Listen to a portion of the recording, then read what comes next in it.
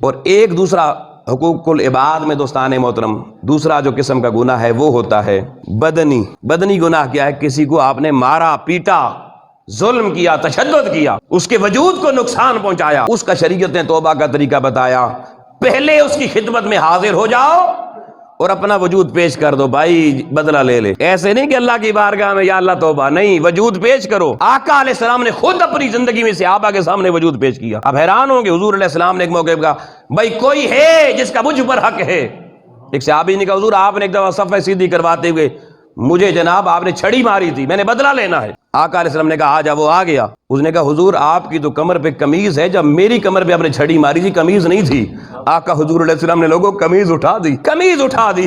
وہ رو پڑا صحابی، آگے بڑھ کے حضور علیہ السلام کی کمر پر مور نبوت کو چومنے لگ گیا. کہنے لگا سونیا اللہ کی عزت کی قسم میرا ایسا کوئی ارادہ نہیں تھا، میں تو بہانہ ڈھونڈ رہا تھا آپ کی نبوت والی مہر کو چومنے کا، مگر حضور نے اپنے آپ کو پیش کیا. تو طریقہ یہ ہے کہ اگر کسی پہ جسمانی تشدد کیا تو اپنے آپ کو اس کے سامنے پیش کر دو، وہ بدلہ لے لے، پھر اس سے اب معافی مانگنی ہے، ہن معاف کر دے. اس کے بعد رجوع اللہ کی بارگاہ میں پھر آگے گڑ گڑانا، اب مولا تو بھی معاف کر دے.